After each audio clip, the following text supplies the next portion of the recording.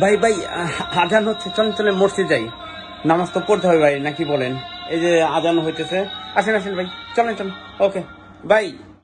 ও ভাই, আসলে নামাজ তো পড়া উচিত, কিন্তু আমার না কাপড়টা ভাই অপবিত্র। এই প্রস্রাব করছিলাম, প্রস্রাব করে আর এটা আমি কুলুপ করি নাই, কুলুপ করি নাই ভাই। যান ভাই আপনি, আমি পরের বার পরবো না।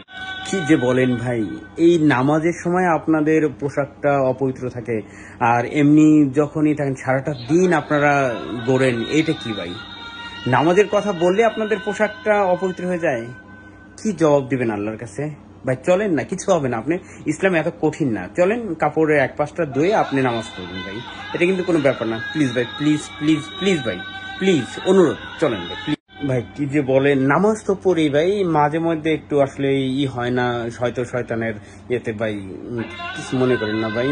আজকে আজকে আপনি যান, পরে পড়বো, যান।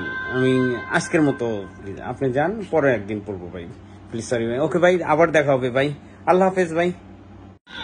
হ্যাঁ রে মুসলিম, আফসোস লাগে যখন এদেরকে নামাজের কথা বলা হয়। আজান হচ্ছে, মসজিদে পাশ দিয়ে যাচ্ছে, কিন্তু এরা নামাজ পড়তে চায় না। কত অজুহাত দেখায় যে এটা হচ্ছে উঠেছে। আমি ভাবি যে আচ্ছা, কিয়ামতের দিন হাসরের মাঠে আমরা কি জবাব দেবো, যারা আজকে আমরা এই অজুহাতে নামাজ কামাই দিচ্ছি, বিভিন্ন অজুহাতে আল্লাহর ইবাদত বন্দেগী করি না? কিভাবে জবাব দেব?